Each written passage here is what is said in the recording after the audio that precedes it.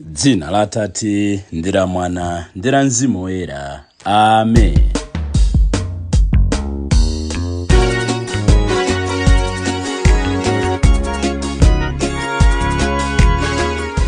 Ino ndiyo nthawi yabwino, nthawi imene Mulungu akukomera mtima anthu ake. Akukomera mtima inuyo, akukomera mtima ineyo, akukomera mtima ifeyo. Nyengo ya Lent ndi nyengo yabwino. Ena nkumafunsa kuti kodi nde kuti nthawi nayo Mulungu satikomera mtima. Ayi, Mulungu ndokoma mtima nthawi zonse. Moja timamvera tikawerenga buku la Exodo mutu wa 34 ndi 6 kuti chauta adayenda pamaso pa Mose nanena mokweza mawu kuti chauta Mulungu wachifundo ndokoma mtima, osakwiya msanga, odzaza ndi chikondi, chosasinthika ndiponso okhulupirika kwa anthu ake. Amaonetsa chikondi chake kwa anthu zikwi zambiri.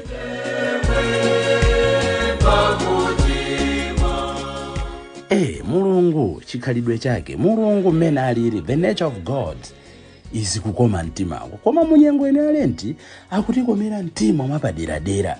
Chifukwa wani watilowetsa msukulu ya uzimu.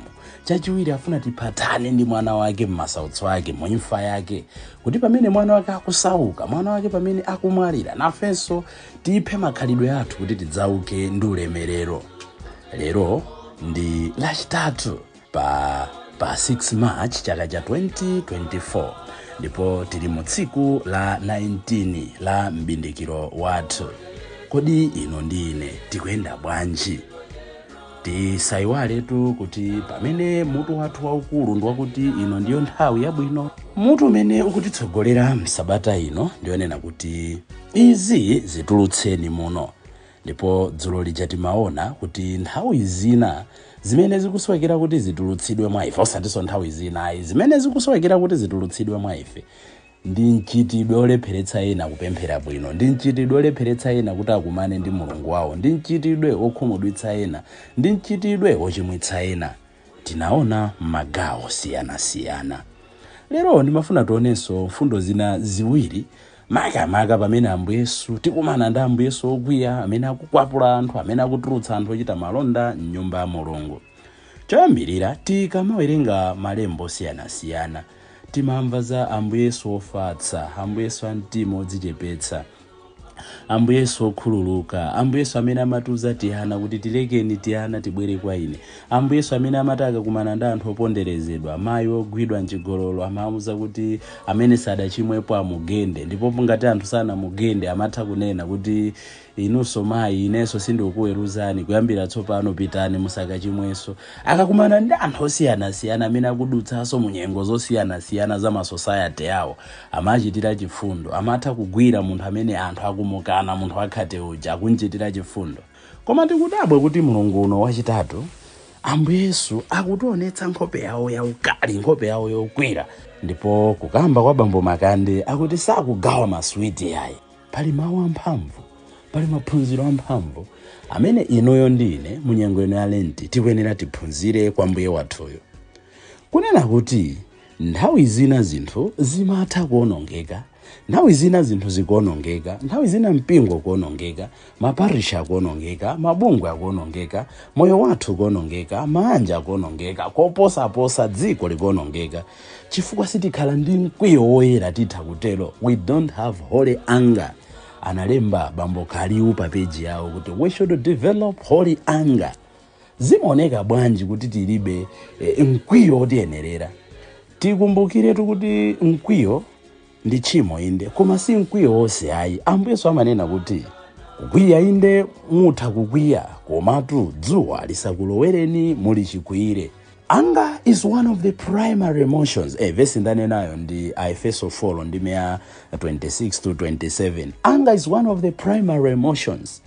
Chibadude chathu anthu, buli zinthu zina zimene ndimene Mulungu adazilenga kuti zikhale mwa ife, ndi zimene zimapanga umunthu wathu, ndi zimene zimatiyandikitsa pafupi ndi Mulungu wathu, ndi zimene zimaonetsa kuti ndife anthu.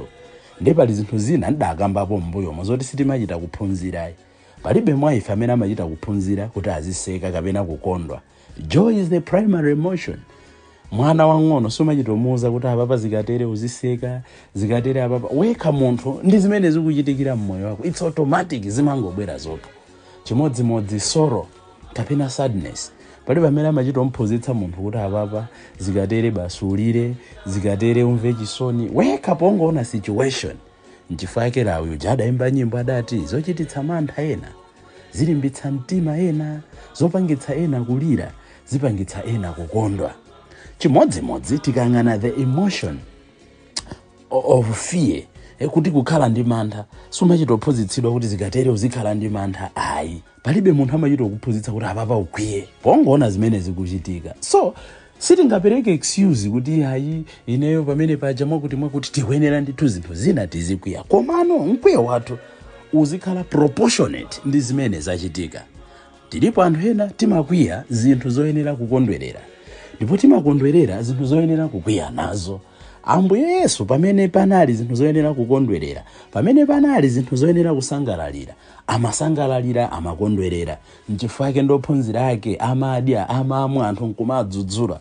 Bwanji simusala ndophunzira anu?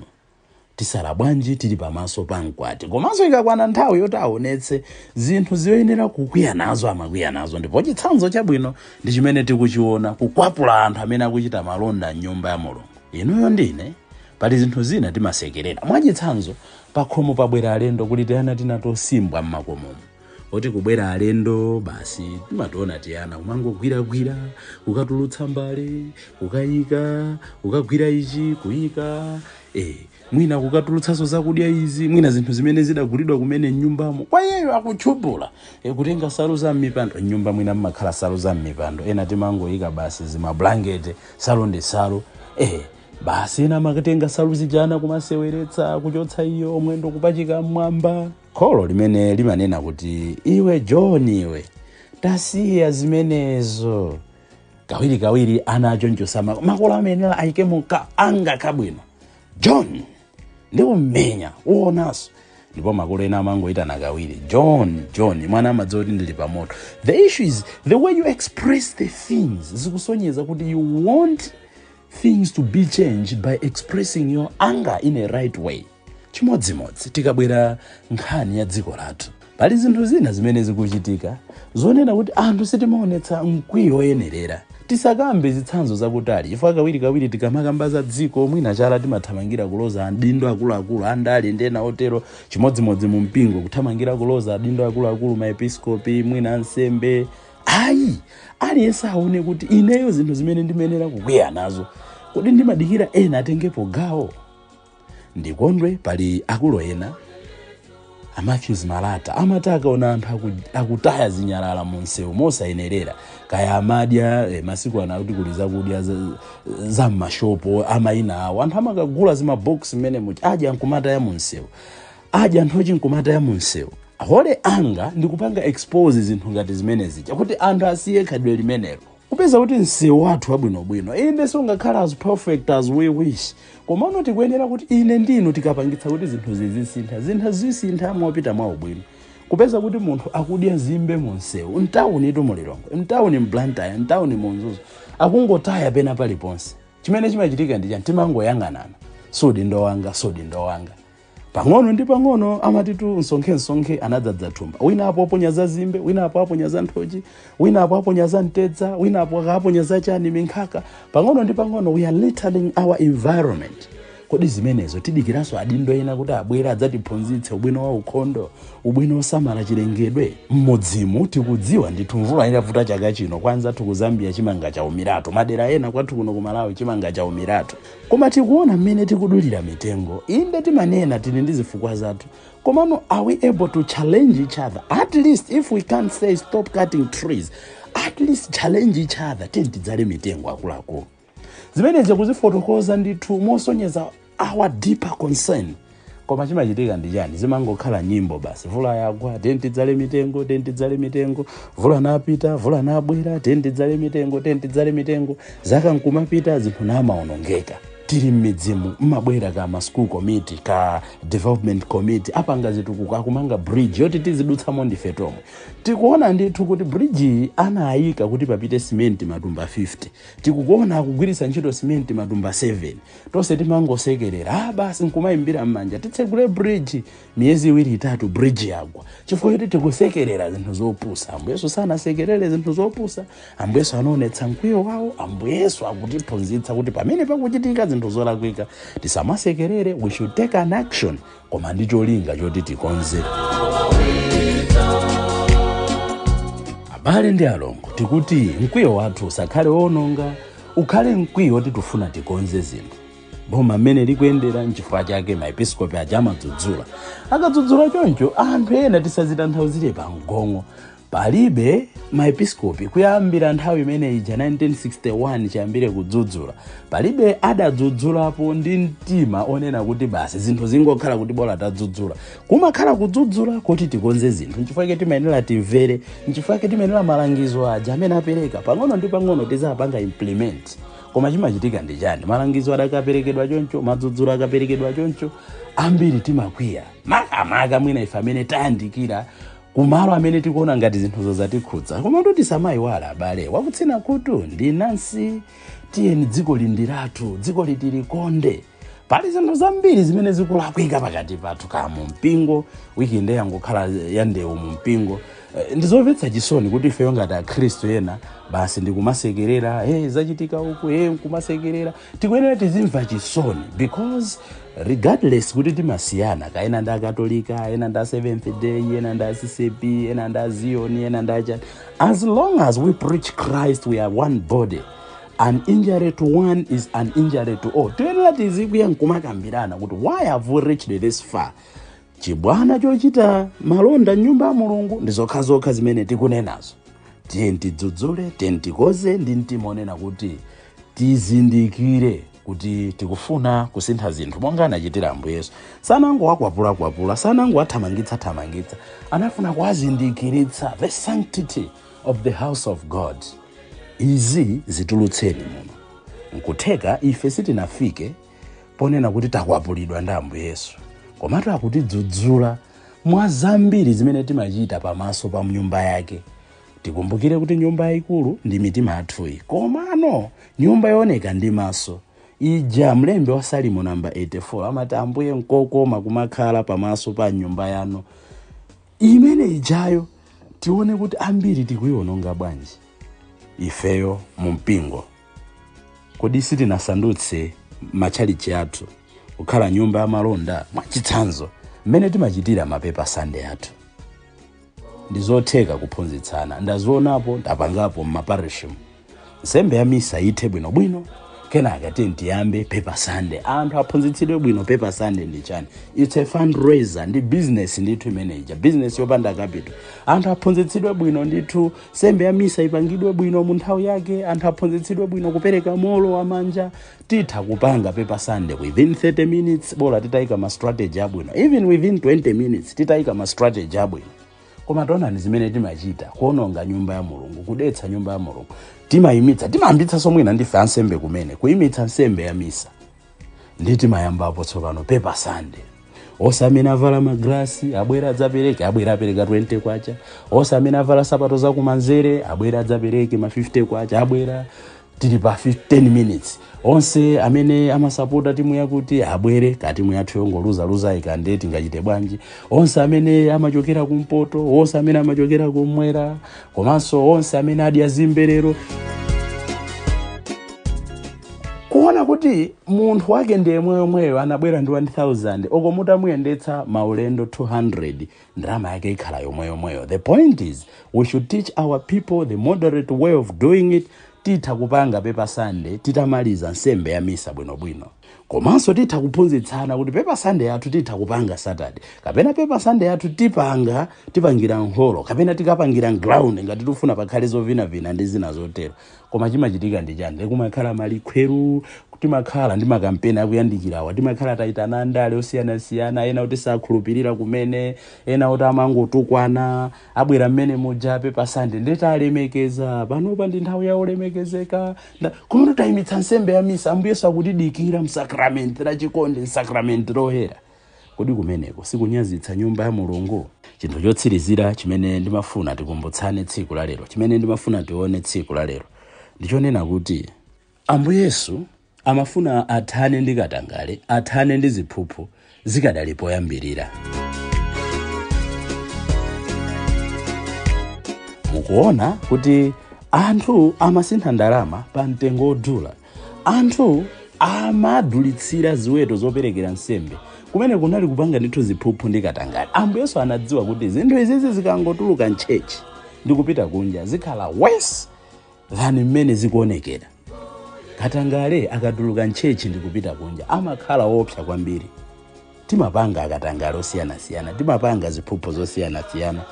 Jesus is saying, deal with corruption at its early stage, at all levels. Katangale amene timaona inu ndine ndi amene amapanga andale. Katangale amene timaona inu ndine ndi amene amapanga anthu odziwika. Katangale amene timaona inu ndine ndi amene walembedwa mu newspaper. Koma kukamba zoona mwina 90% ya anthu ndife akatangale. Apolisi akuyimitsa sanankhule china chilichonse, big tango gwirani apa, tapanga katangale pamene paja.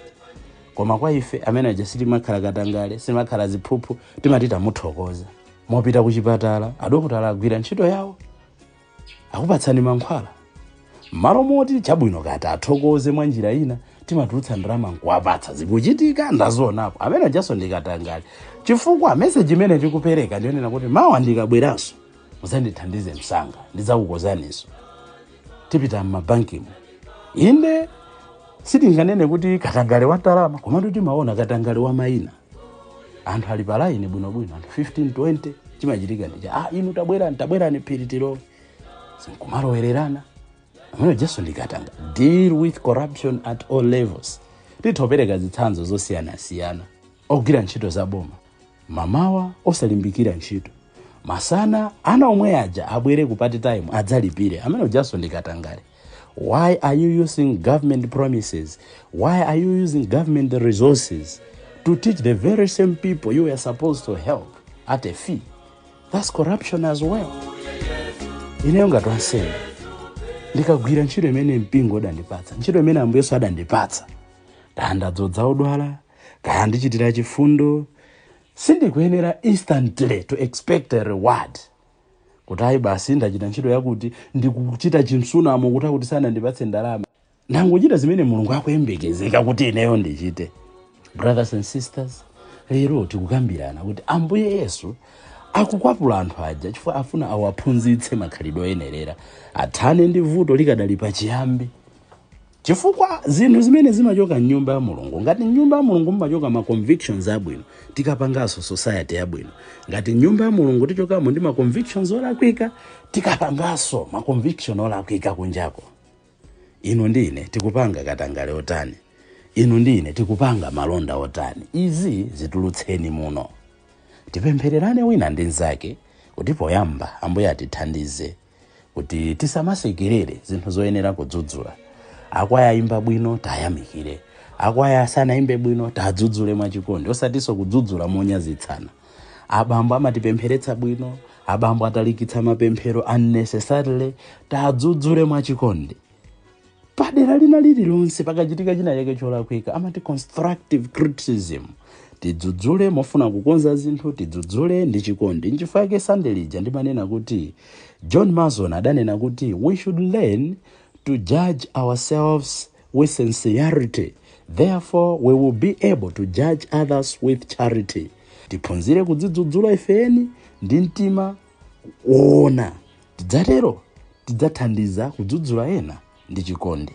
Ambuye lero tithandizeni kuti tisaope kudzudzula, tisaope kunena zoona, koma pozinenapo tizinene mwachikondi ndi cholinga chonena kuti tufuna zinthu zisinthe. Ambuye akhale nanu. Madalitso a Mulungu amphamvu zonse, Atate ndi Mwana ndi Mzimu Woyera akutsikireni ndikukhala nanu nthawi zonse.